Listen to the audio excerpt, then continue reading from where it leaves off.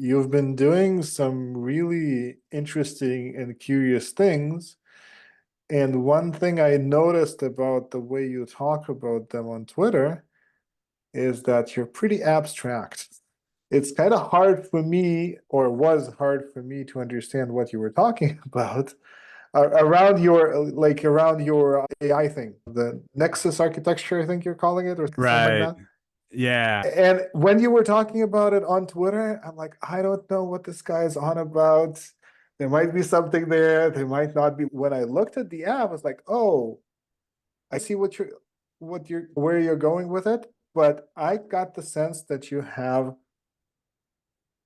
a lot more wisdom and clarity in your mind than you're able to communicate outside. So I wanted to That is get the a truth. glimpse. I wanted to get a glimpse of that. Maybe help you figure out how to communicate it better if Yeah. you want. So I've been doing a lot of work too in the past few days, maybe not so much the past couple, but at least in the time when I was awake and everything, thinking about everything that I'm doing and where it all comes together. And I've got a book in progress on the topic. So I think that's a good place to start. And that's the concept of abundant systems. So abundance here can mean like a lot of different things, but ultimately an abundant system is like a system with a group of people working toward a shared goal in which like every person individually can basically maximize their own benefit, and that maximizes the benefit to everybody in the system without taking away from people, right? So if you've got like a scarce system, if I'm going to improve like my being, it's taking away from somebody else, right? But in an abundance system, it's like I can maximize all the value that I'm creating, and that means that everybody else is also getting benefit of that. Obviously, it's not going to maximize what they're doing, but the rising tide lifts all boats, right? That's the thing in a nutshell. It's the story of the non-fixed size pie of the Right. market. Like you can Exactly. bring a new thing into the market, create value, and it doesn't necessarily mean that someone else is going to lose. In fact, the promise is that if everybody operated in their self-interest, then that would improve things for everybody. Probably Right. given some boundaries to that, but maybe And not. that's actually and that's the purpose of kind of the system design, right? Because one of the things you have to take into account is all of the players in a system. And most people, when they're thinking of system design, they think, okay, what am I controlling? And so you have someone who's, okay, I'm going to send 100 cold emails and assume that I've got a conversion rate of 10%. That means, cool, I'll get 10 clients for every 100 emails I send out. But the problem is when you've got 100 people thinking that way, then all of a sudden everybody is getting impacted, like assuming it's the same 100 people getting all of these emails. What you're Nobody's doing, selling anything, everybody's angry, nothing's happening. right? Yeah. And so that's the problem with having a scarce system. So a scarce system is a system that like it takes away from other systems that are interacting with it. And so Mm-hmm. in a complex ecosystem, you can't control something very specific. It all has an impact on things outside of it. And okay, how do you fix that system and make it an abundant system? You say, I improve my targeting to where everybody focuses on improving their conversion percentage so that they're targeting very specific people with very specific Niche. Yeah. offers. And so you're minimizing the spam, right? You're niching down in a way.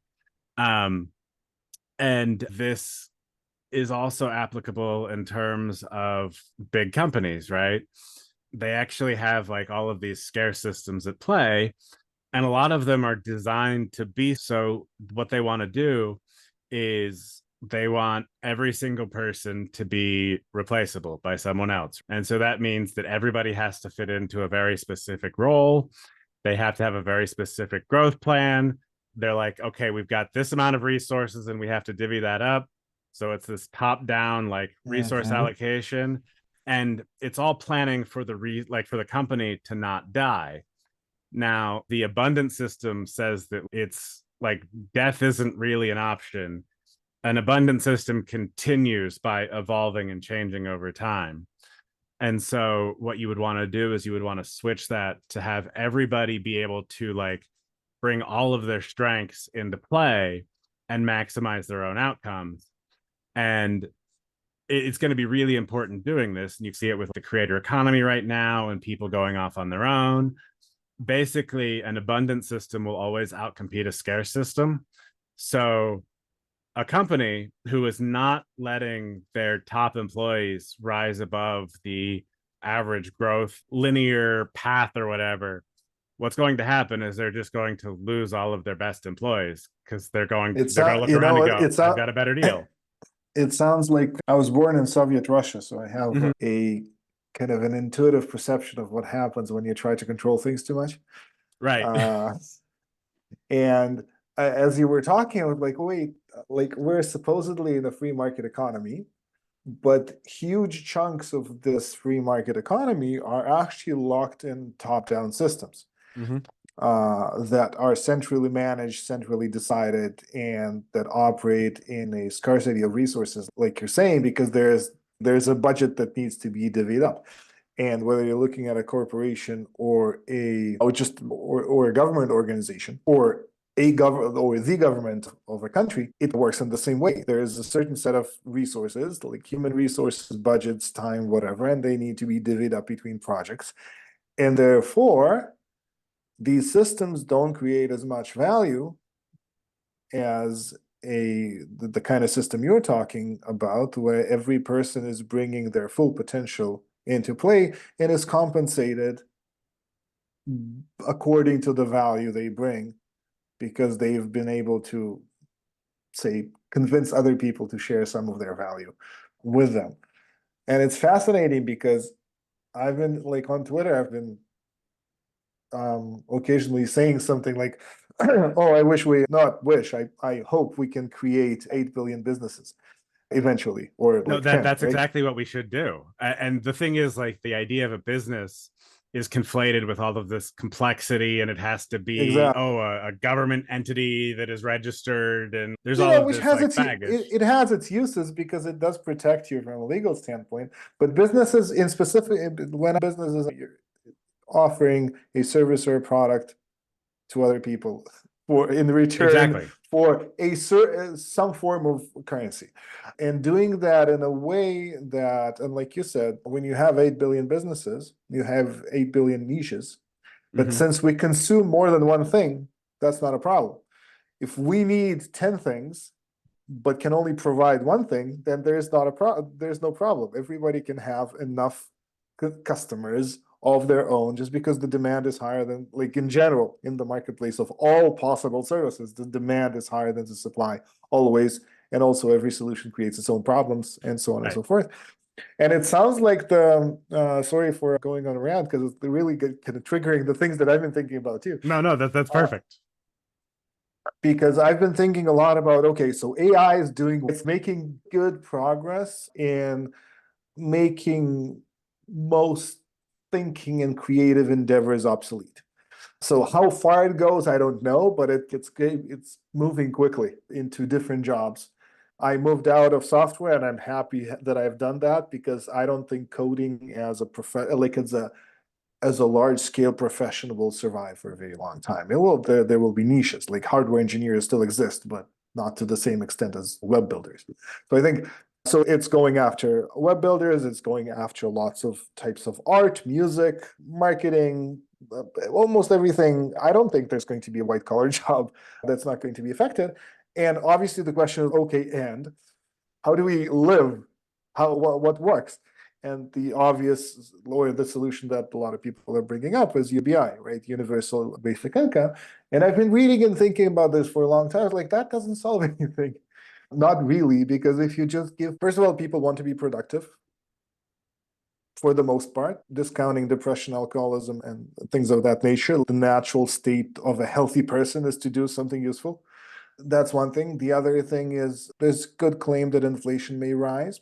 But anyway, the idea that I've been playing around with is that UBI, universal basic income, could be replaced with universal business incentive, which is a way to help more people set up their own businesses.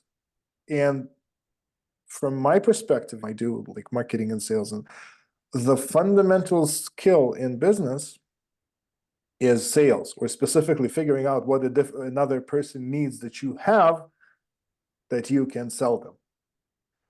And that doesn't require education. Definitely not like college level and even high school. This is something that people who are, or kids who grow up in families where business is done, have it naturally, and others often don't discover how it's done at all because they have a different path. They go into a job and they never discover that you can actually have a conversation with another person and then offer them something and then get money for it, usually a lot more than you can get in employment. So when I'm thinking like, how do we transition the economy that we have into the economy that we need with AI, for example, and other changes, right? Businesses tend to even, or business people tend to thrive in crises and during war. People who can find opportunities and figure out what people need and how to provide it for them can thrive anywhere.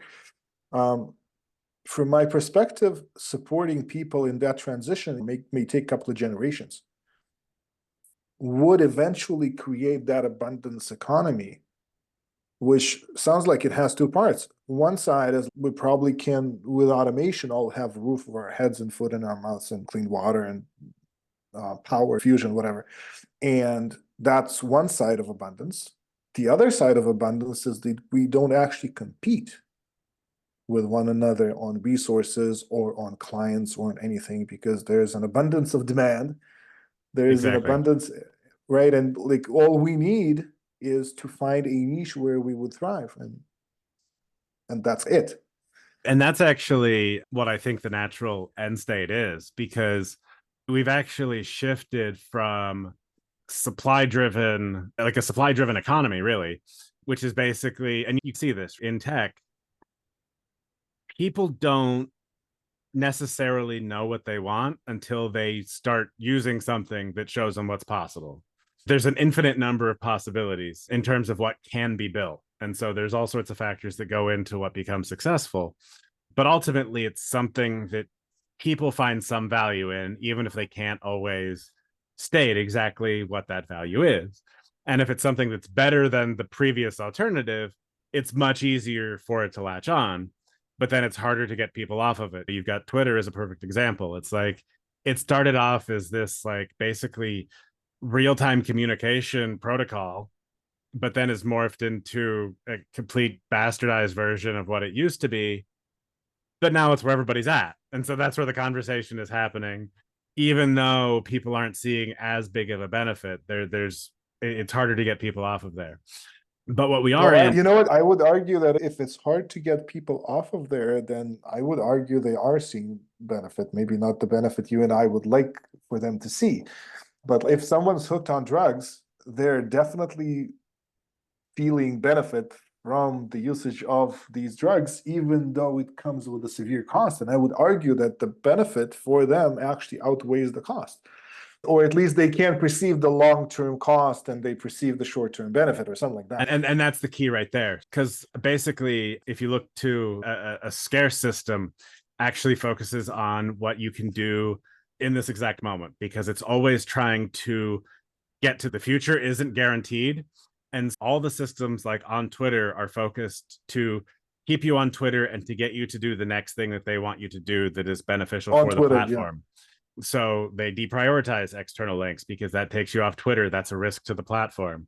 Abundant systems, again, focus on the fact that the future is a given. And so it's maximizing the benefit for the user. Oh, this link looks like it's most beneficial, so I'm going to display that. And that's a give and shift. And so it's better. It focuses on the long-term value of everybody involved instead of this short-term behavior manipulation.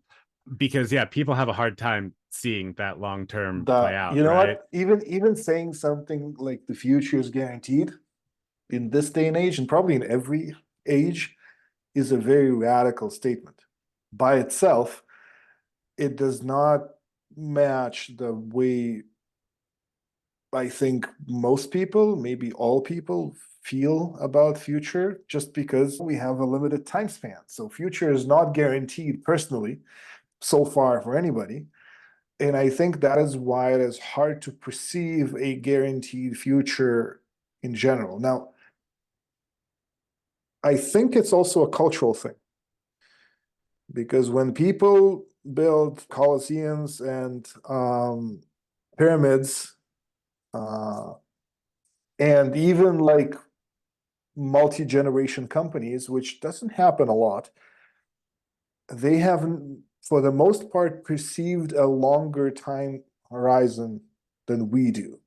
In our generation, it's not even a generation. We're not looking to maximize our benefit over our own lifetime. We're looking like a few months or a few years ahead, and it looks like um, for most of my life, it looks like we're driving very fast towards a cliff. Now, haven't dropped off it yet, but there are multiple cliffs of this sort, right? I grew up in Israel. I was born in Russia, that disappeared. I grew up in Israel, which is a questionable place to be related to these days. Let's call it that. And 2016, I was looking at what was happening in Israel politically and demographically, and I told my wife, listen, we got to leave. This is not going to end well. And fortunately or unfortunately, my prediction has come true. Like, fortunately for us, because we're not there, but unfortunately Right. for them, our families are still there. And climate, the kind of changes that are pretty likely to happen. So there's a whole sense of this generation that we're potentially going to run off multiple cliffs maybe at the same time. So the That's idea because for that the the first time in history, we can see all the cliffs. So probably, that's a big thing for it. yeah, but Um, I think if you look at the Middle Ages or some other period where a war every other year was just a normal occurrence and people would just die, or you may have a drought or something that you couldn't fix. So I actually think maybe there was at a certain point of view some high layers of society could look farther ahead, but I don't think in general this has ever been a common threat where people just in general, large chunks of the population would be able to look far ahead and say, oh, this is what we're seeing. Now, there are some people who definitely are building multi-generational project, like Elon Musk is a great example. He obviously does not intend to complete whatever he's setting out to do within his lifetime. Like the projects are much, much bigger. So I think that given a certain level of personal safety and security, or the more secure and safe we feel in our own lives, the farther out we can see. And I felt that personally when moving from Israel to Canada, my horizons shifted farther away. I mhm. was like, okay, let me take a look at what's going down, what's going to happen like 10 years in the future, 15 years in the future. In Israel, it was always very short term because life is, there is a real kind of intuitive sense of risk to life that in my little tiny town here in the middle of the mountains in the Rockies, everything is eternal here. So I don't get that sense. So I can talk about how the future is guaranteed with you, but I think it's not an easy sell as a, No, it's not. And that's part of it too. Cause one of the things that ends up happening because we don't give people a ton of control over their own individual outcomes, right? Like right now, you go into a profession and okay, you want to be a teacher, great. Here's like a salary range that you can expect over your career, and that's it. which is locked in. And so it's the whole pie growing bigger while yours is a shrinking percentage of what that is. And so that means everybody's like individual perception is that things are getting worse. And it's also interesting when you look at immigrants coming over too, because like with immigrants, it's still better than a lot of that they had. And so they figure out how to adapt into that and make it better. Whereas the people who are grew up here living and they're like, wait a minute, like things are supposed to get better, they're supposed to get easier, and instead things are getting harder, like it's all made up, it's all fake. And so you have people with weird perceptions of what the economy is doing based on where they are in the economy. Whereas if you've created a business that's growing exponentially, you're like, the economy is fantastic. And the fact of the matter is, we've created so many like productivity gains that you can have a badly designed system that ends up growing fast enough to outpace all of these like horrible inefficiencies we've created in the middle, Yeah, with how we've completely screwed up the way we value people. And that's the whole purpose of abundant yeah. systems. It's sorry, another thing occurred to me while you were talking is that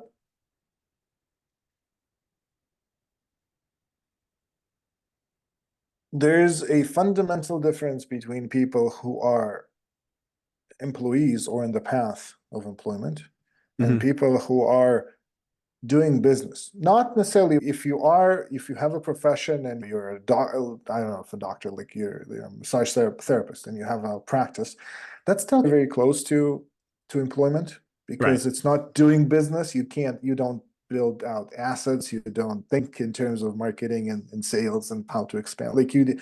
And therefore you fluctuate with the economy. The impact of so I was talking to my wife the other day, and she was like, "The prices of the groceries have gone up." I'm like, "No, the prices of the groceries are the same. It's just $1 that's smaller." And she's, "What are you talking about here? But like it was $10 and now it's $15. What do you say?" And and I realized that from a perception, I've been an employee for a very long time, but I've been transitioning to this business mindset for a very long time as well. So it became a natural way of thinking for me.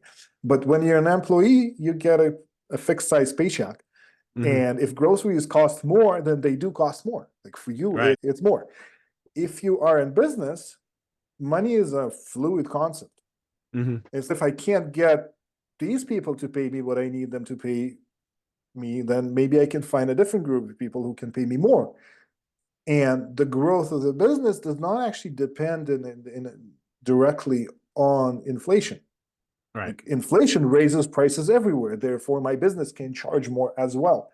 And maybe some people will fall off and I will need to move to a slightly different market and so on and so forth. But it's no, a sack of potatoes still provides the same value. And therefore, conceptually, it costs the same, but the dollar has lost its value. So I just need to make more of these dollars things because I still provide the same value. It's just the representation changed. And it occurred to me because Israel has a different currency. And Mm-hmm. transitioning from Israel to here, the prices went down. The numbers went down. It's Right. like Canadian dollars about 1/3 of the Israeli shekel. But it's the same thing, Mm-hmm. right? A sack of potatoes there, the sack of potatoes here, like relative, like these are equivalent economies. We're not talking about India where the actual cost is lower. The economies are equivalent. It's just the denomination is different. That is really cool. But psychologically, for a long time, it felt cheaper Mm-hmm. just because the numbers were 1/3. Yeah. And that's so one of the things I've been doing in kind of my study of economics is I've realized that so prices are simply highly compressed information, right?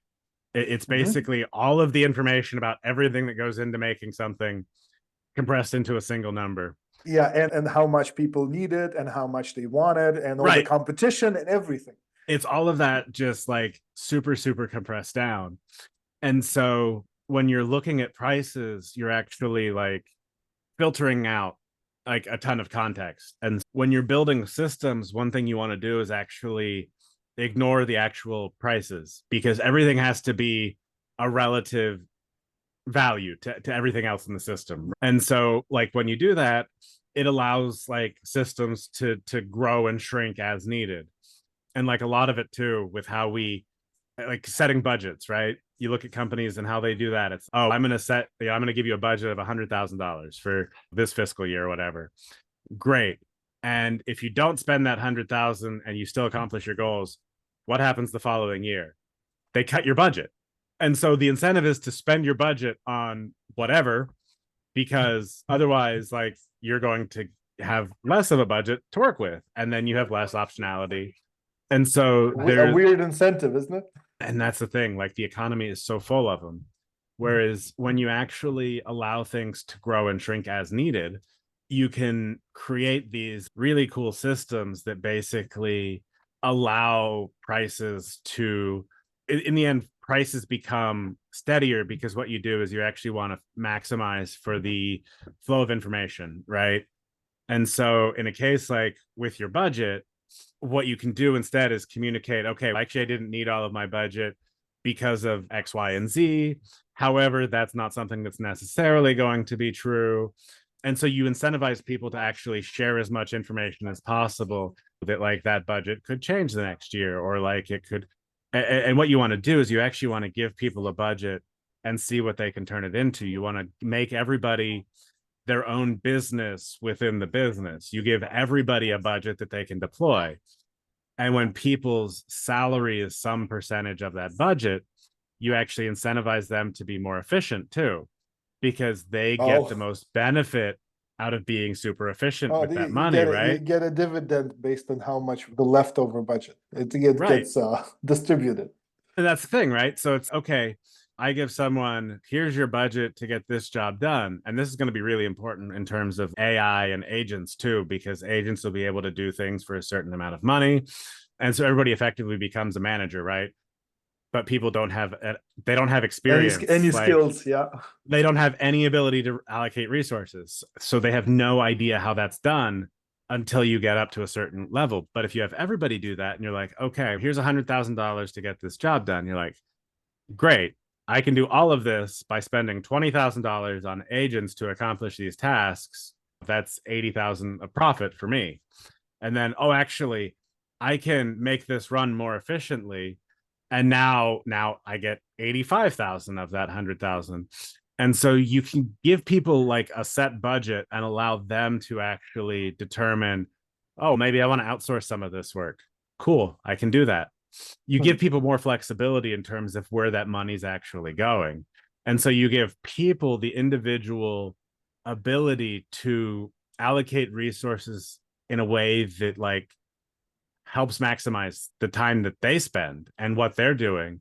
And because like people are actually much better at like maximizing their efficiency than anybody ever gives them credit for. They just never get the opportunity to actually do that because they get punished for it, right? As a software engineer, one thing I found is if I do all of my work faster than everybody else, guess what I get rewarded with? More More work. work, yeah. Yeah. Yeah. And people will do everything they can to game the system and kind of minimize the amount of time they actually work, but need to, again, think in kind of these like abundant mindsets and give people the option of, hey, make yourself more efficient, learn new tools, learn new approaches, go out and figure out how to do this better, because everything's changing so quickly. We need everybody to be looking out for how to add these efficiencies in. When you get everybody in a business doing that, then all of a sudden you have this business entity that can like massively increase the amount of efficiency that goes into it, while everybody involved is actually getting much, much better at what they're doing. They're getting faster, they're getting more efficient, they're bringing more people in. And you can really grow that whole pie a lot bigger because everybody's incentivized to grow the pie as much as possible in their own little pies, right? Everybody grows their own little pie. That makes the whole pie grow bigger. Okay, so let me ask you a question here. Yes, So you're writing a book. I You're am. Yes. obviously you're obviously thinking about these things a lot. Do you have a goal, or is it like just your passion flowing out of you that needs to come into the world? Are you striving to change the world? Are you striving to create something for yourself that has an impact on like how do you see the meta Yes. level of this? So basically, on one hand, I think it's something that I need to put out into the world because I think it's super important. Because if we create abundant systems that allow people to be secure in their present, they can plan for an abundant future, which means when people aren't scared for their future, they're less likely to do stupid shit that hurts their future, right? You back people into a corner, they're scared, they act out. So, first of all, it stabilizes the present, which I think is desperately needed because things are becoming more and more unstable without that to go. And also, I think we're hitting a period of such rapid technological growth. Things are going to be in flux, and we need a system that can adapt to that. And that means, again, having a system that is guaranteeing the safety of people so that the overall system can change as needed and people have time and space to adapt to a rapidly changing environment. This is all based on what I call quantum economics, which is the idea, again, that prices are simply highly compressed information. The value of information is very much dependent on how and when it's observed. So So wait a second. I want to yeah, pull you out of the details of your theory, which is fascinating. But I do want to pull you out of that to let me ask you a direct question. yes. If you keep doing this work, and don't do any kind of revenue generated work for yourself, is that something you can do?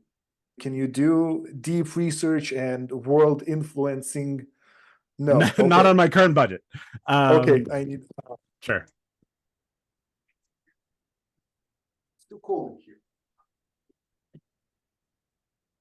So that was one question. My other question, or maybe not a question, it's an observation. Your ideas are significantly bigger than your reach. Yes. You are not talking about, I want to influence individual people that I am in contact with, or I want to help companies that I'm in contact with restructure themselves in a way that would help them in these ways. You're talking about the way society at large needs to change in order to survive the things that we are facing. And I actually tend to agree with your ideas in the direction you're taking this, but neither you nor I are in a position to affect these changes yet. That's part of the book, Sure. right? And so the book is, you package up the ideas in a way that people can understand. That book can get into the hands of people with power. And so that's the ultimate influencing strategy, right? Show people the ideas, you package them up, make them distributable. So if I want to translate what you're saying into kind of a strategy, it sounds like you have two sides to it. You want to make a living off this in kind of the short term, and you want to help shift the world in this direction by creating enough content and enough popular content that will have a massive effect on people and shift the trajectory. Right. Okay, that's incredible. Thank you. That is very inspiring. It's also very difficult. Yes. It is also very difficult. Yes. And one of the reasons it's difficult is, in a way, the better your ideas are, the harder it is to market them. Exactly. Because the better they are, the deeper and more fundamental they are. And the more fundamental they are and fundamentally different from the common way of thinking, the harder the clash with the prevalent way of thinking. And the more difficult it is to bring them to the masses. So, and in some cases, it takes a few hundred years, or even a few thousand years for ideas to take hold. And there is a strong survivorship bias here, because the ideas that we know that took hold seemed, this guy wrote a book and we changed the world. But many other guys, and potentially women, wrote many other books that may have been even more impactful, but didn't click. And because they didn't click, they didn't actually stay around. And I think the number of very smart people who did very deep thinking is much larger than the entire collection of philosophy that we know about today. 100% agree with that. I don't know how you become the next Marcus Aurelius, and I don't think you'd be happy with your ideas only being revived a couple thousand years later. That would be a bit too late, especially given kind of the speed at which these things are moving. Am I right? Is that? Yeah. Now, I will say, I do have, so the other thing that I'm looking to get up and running is actually, so when I started this latest company, created it with the intention of it being what I'm calling a venture studio, in terms of being able to launch multiple products and take investment. And what I really want to do, so basically, I've got a plan to. I think if I can raise probably like 1 million and use that to launch like 8 people. So I'm investing in people, giving them like a year salary and saying, okay, I know what you're looking to do. And then use that as a way to create a media entity around everything that people are doing. So it's built in public, but the way I look at it, the business of the future is actually 3 tiers. So there's the product tier, like something packaged up that can be sold and create revenue generation. There's the media tier that is, hey, this is what's going on. This is why it's important. And then there's the education tier. How do you bring more people into the ecosystem who can then contribute? Yeah. So you've got this idea of, and even with the stuff I'm doing, right? Like I want to do the deep research and I want to do all of this stuff. I don't necessarily fit into a traditional university structure, which has its own screwed up incentives anyway. And I think those are all outdated.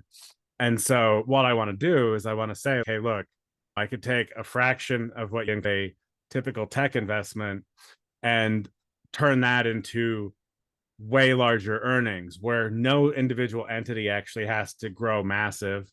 And instead of the 10% venture success rate, my argument is that you should actually be able to have 100% success rate growing the entire pie over time, because you're not throwing away money over like stupidly inefficient systems just in the hopes of growing things. You can actually be more targeted with the way we grow companies and the way we structure everything. So I actually want to prove out the ideas as I'm writing the book on it.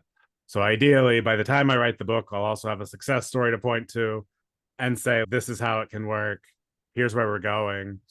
And then use all of that to build into something larger that actually can have the impact that I would like to see. Now, that being said, Do you again, it's have, a long-term vision of, like, or, for at least sure, a longer term, right? for sure, Um, yeah. and Do you have experience with raising funds? Is that something you've done before? so I've certainly attempted it before. I made a lot of mistakes the first time I did it, and then, or the first time I tried to do it, I should say, and then decided, oh, you know what? Actually, that's dumb. I'm never going to raise money again.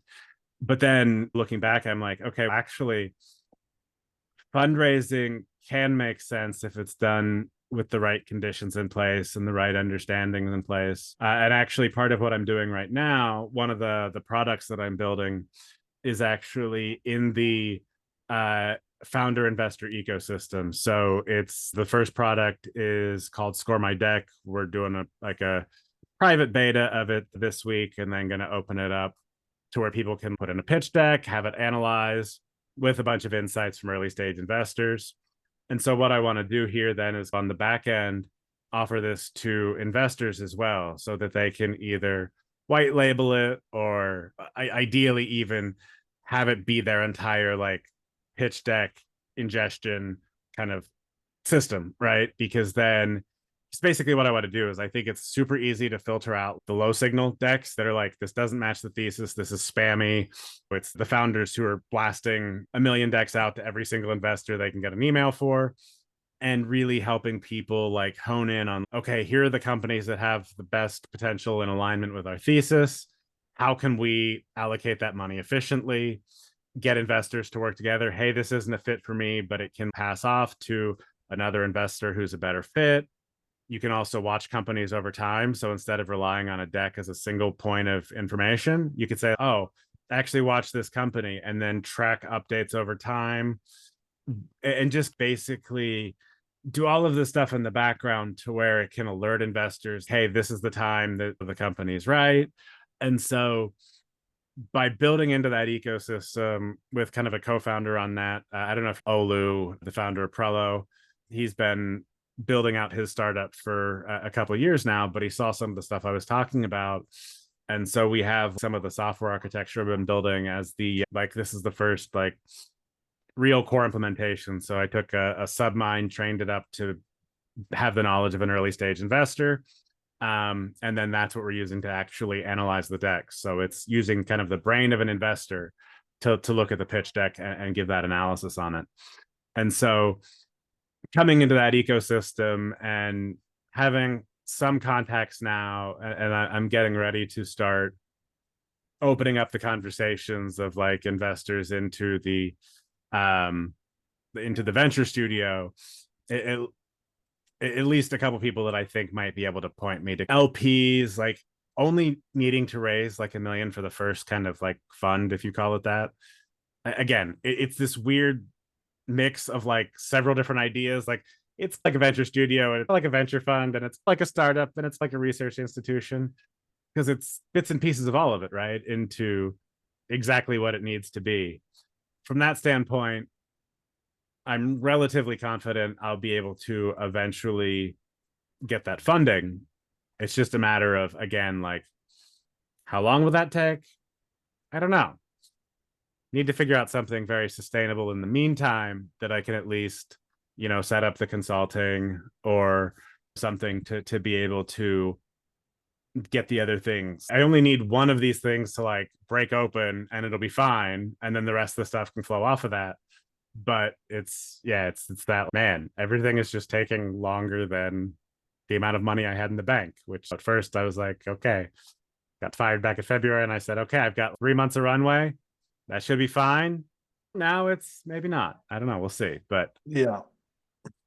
definitely tighter than I intended it to be. So just to reflect back, Yeah. your situation, you've got the venture studio and the investment thing that you're kind of getting ready to do. There's a product, there's the first product in the portfolio of things that should work within that. You have the book that you're writing. You have the consulting that you're want to get off the ground around the things that you're writing and creating and around this whole Right. abundance economy and your ideas about how we move towards a better future. That you're filling in the middle step, because there's like the fully abundant economy that we're supposed to get to, and you're talking there's a middle step here that we can implement now that is good now, and it would also be a good step for them. And you had an expectation that you would be able to make some of this, make some sort of money or create some sort of revenue or even investment within a few months of the runway you had. That didn't turn out to be either reasonable or just workable in practice. And does that describe where you're at? Yeah, that sums it up well. And in fact, it's even, I look at some of the stuff I had written at the beginning of the 3 months, and it's okay. Yeah, actually, part of it really does line up well with where I ended up, and some stuff didn't quite go the way I thought it would, but overall, I can't be upset with the amount of progress I've made in that time. Like, I've definitely learned a ton. Like, I've launched and I've iterated and I've done all these things, and so it's everything is definitely on the right path. It's just that timing aspect is way harder to predict than. Yeah, I had this metaphor of building a business of this sort. It's like you're in the middle of the ocean on a raft and you're paddling. You're putting in a lot of effort. You also have a compass, so you're moving in a particular direction. What you don't know is where is the land. And if you're making progress, does it mean you're going to make land in a couple of days, a couple of weeks, a couple of years, or 100 years? You don't know because you have no way to estimate the distance because it's beyond the horizon. You don't see it. And sometimes they're like fake land. Oh, land. No, shit, it's an island. It's not what I was looking for. It's a tiny island with one tree and there's like just one mango. It's okay, that will keep me alive for a little bit, but it's not it. You get back on the raft and you keep rowing and you don't know. And so it sounds like kind of the biggest challenge for you is to survive financially long enough for some of these things to start generating a revenue or some kind of something of their own. Right. Is that, and I presume without going back to a job, because that doesn't seem to be. Yeah, that would be the idea. Like, because it's just any job now. It's stifling, right? It's, oh, holy crap. And it's even just the whole process of even trying to get, like, the interview processes that they Oh make you yeah. go How old through are you? that have. You're looking in your 40s, right? I am 38, Okay, so close not enough. quite 40. The beard, the beard Yeah, I makes you know. look a little older than. The kids do that too. They'll age you. Yeah, that's true. Yeah, I totally agree that in our age, going through the same kind of bullshit again. I'm just a little older. I'm 44, but going through the same kind of bullshit again, applying for jobs and having them look down at you and evaluate what I'm not. I don't want to do that anymore. Right. Especially since the thing that you are trying to fix in the world is in many ways contrary to the way current companies are set up. Like you're offering a way to set up a company that would be aligned with these things, but there are very few companies like that. Hmm. There's a book called Reinventing Organizations that I read probably 8 years ago, which talks about very similar ideas to what you're talking about, like how to change the incentive structures within companies to make people do more for their own damn good. Right. Really nice book. At the company that I was working for at the time, I was like, there's a lot of friction. But anyway, so sounds like for you, you're looking to create something that can be created quickly, that would align with the things that you're trying to build and think about and figure out and write, that would align with these things, but at the same time pay the bills. Right. And also, I would suspect that if that process could lead to some sort of proof of your ideas, that would be even better because then you have like Exactly. a case study of something. So it sounded to me like you wanted to see if I had clients where you could do this kind of thing with, that would be helpful. Yeah, I mean, something like that, or even I initially I was thinking of like, just applying the abundant systems thinking, right, to a given problem. Like, okay, so, here are the different people at play.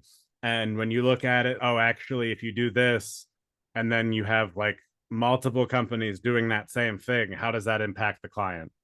And so you can look at that and say, oh, actually, that means that, again, the cold outreach example that we Yeah. talked about earlier, right? It's like when everybody does that, it actually makes it worse for everybody because it just adds noise to the system that doesn't need to be there. And so, That's slightly a harder sell for a company. Like when you can package your ideas in something that connects to the self-interest of a company or a person, then it's an easy sell. right. When you invoke something like an ideal or everyone needs to behave this way in order for the whole thing to work, that's a harder sell. It's not impossible, but it's much more difficult because it does not relate to this is good for me right now. Basically, it is an unfortunate reality that when we're selling something, we typically can't convince people. We Right. can typically just find people whose worldview and belief system is already aligned with what we're trying to offer to them. Mm-hmm. And in that way, it meets their own self-interest, which may not be just financial. It could be, I want to make the world, for example, if you're selling, I don't know, something climate related carbon emission reduction to companies, you're not selling it to them because it's nice. You're selling it to them because it's either profitable or because they believe in it. Right. In both cases, if they believe in it, they believe that it's going to be better for themselves, for their children, for the world. Like there is still some self-interest. It's just exposed in a different way. So there is a process, I would say, by which you could translate what you're doing into what companies would be willing to pay for. It's not super quick, but I think it might be quicker than the things that you're doing right now. The basic idea is you need to, let me see if I can.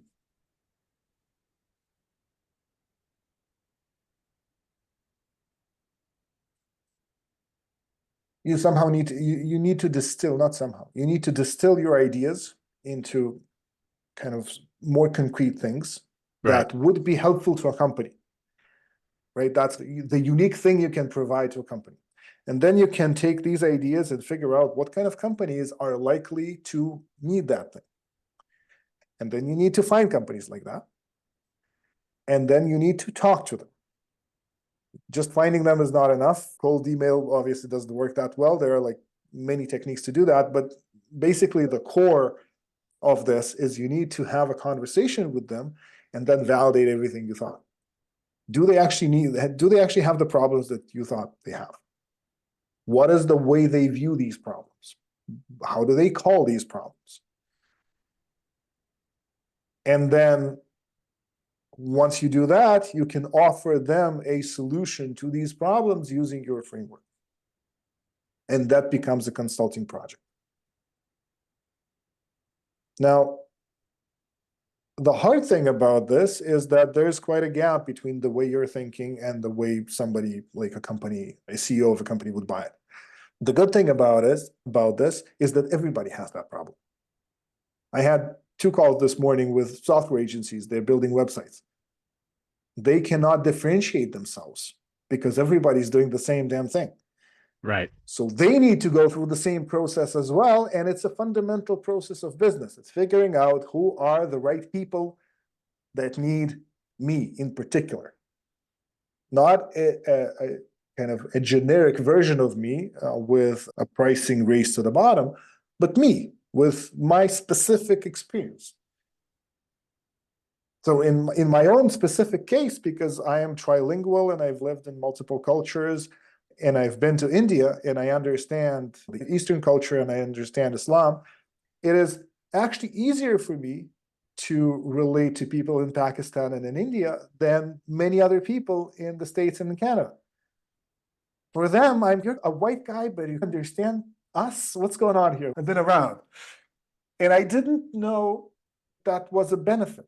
I know a dozen programming languages, like a bunch of marketing and sales techniques, and I do coaching. Like I thought of all of these things as benefits because they're things that I've learned, studied, and put effort in. I speak 3 languages just because that's how my life turned out. I lived in 3 countries just because I immigrated twice because I didn't like the first place and the second place where I lived. So I didn't think of this as a benefit, and it turns out that this is a crucial component of my business. And I didn't even notice that these people from Eastern Europe and from India are attracted to what I'm saying and how I'm saying it because of the cultural compatibility. I didn't know that. I didn't realize that was what was going on. And once I did realize, oh my God, I should double down on that. That's great. So figuring out that exact match is a process.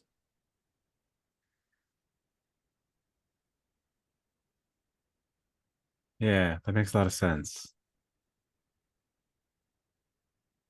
Gonna have to play with some things, but I think there's something there, I think, for me around talking to engineering teams in bigger companies.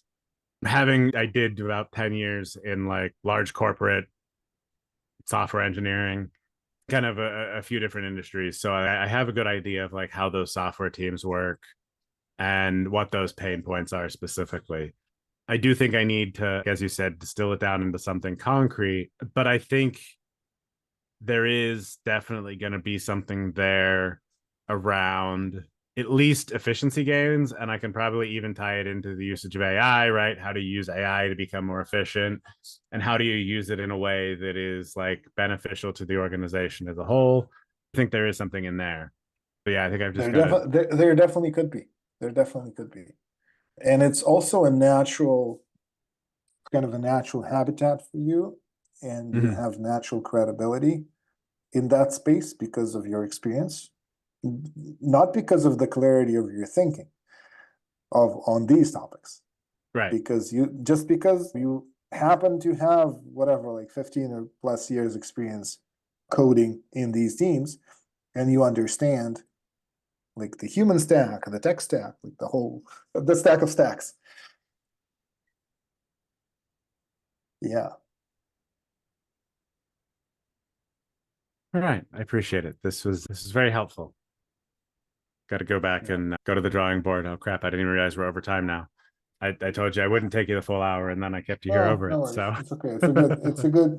It's a good conversation to have. I really like the philosophy you're working on, and you filled in a gap for me that I didn't know how to cross, just conceptually.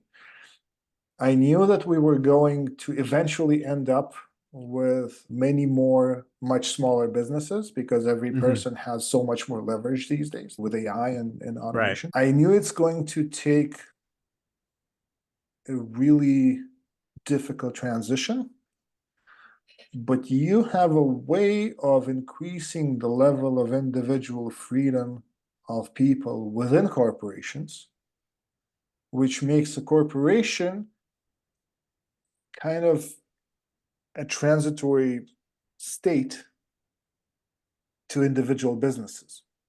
So when people become freer within corporations and these corporations thrive because they now behave less like a top-down hierarchy, but more of a collection of these individual businesses of sorts with the right incentives and basically the tiny market economy within the limits of the corporation. That seems like an interesting transition period for people. And my thinking is, can I teach or help individual employees to act this way and to redefine their role within a corporation that isn't like that? So, how can an individual person, without changing the system within which he operates, can change the dynamic in a way that would allow these degrees of freedom? And I think it's possible. I think it's possible. I think there are some bits to figure out there. For example, the remuneration probably is not going to be with money because the structure of salary is fixed. But but power or influence could be the thing you grow with. And then it turns into money as well. Well, I think one of the weird things is like all of the different extra costs layered in, right? In the US, like you've got the employee's salary, but then also whatever you're paying into the healthcare plan, and then 401k stuff and all of that. And so the way I eventually see that breaking down is that all of those will be interchangeable. So basically, you'll give it to the employee to dictate how much of like their total compensation goes into each of those buckets. And if they find a healthcare provider that can offer them a better benefit for what they need, they can spend less of that chunk there. On But that, like yeah. companies offer a default, not the only option. And that's where I Well, think it gets into. that's where it sounds like one of the first steps. Again, I'm looking at it not from the company perspective, but from Right. the individual employee. It's two sides of the same coin. But from an employee perspective, it makes a lot of sense to transition from being an employee to being a contractor under the same terms, doing the same job, Mm-hmm. and taking over all of these payments and decisions. It's a very big transition, even though it doesn't actually change anything in reality. Right. And the reason it's a big transition is because suddenly you take responsibility over things that were happening by themselves. Your Mm-hmm. 401k or your whatever contributions, whatever insurance you did, you just got a default package and that's it. Even the amount of options and the vesting period and all that was not really a negotiation. You get a fixed package of these things. When you transition to being a contractor, same thing, full time, no change, no then you take a lot more responsibility on you. And there's a guy on Twitter by the name of Paul Zhu, I think. He wrote a book called The 500K Agency. And he built his own software agency doing that. He was applying to full-time jobs and he figured out a way to renegotiate himself into a part-time position by applying for a full-time job. There's a really cool like way that he describes how he did that. And I think this is part of this allows like this unlocks this rigidity, because as a contractor, suddenly you're responsible for all of these things. And now the relationship between you and the company is a relationship of equals, not in size, but conceptually.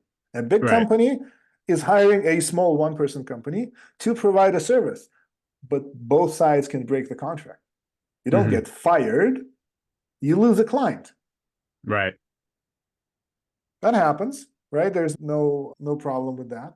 And I think once we get to a point where individual employees prefer that, and companies see that it is better for them as well, then it opens up a lot of opportunities. For example, an employee can be contractually forbidden from using outsourcing himself, but it's harder to enforce with a contractor. The contract is to deliver a certain value for a certain price, and it can be renegotiated from hours to goals or a certain number of hour-like work result that then can be outsourced. And suddenly you're like, oh, I'm a software developer for whatever, IBM. I worked for IBM for a few years. And I have a couple of guys in, who knows, in Slovenia doing some work for me. But I'm still, towards IBM, I'm a single entity, which is a perfectly valid arrangement. It's just not, you can't do it as an employee. You're not allowed to. You're paid for your time.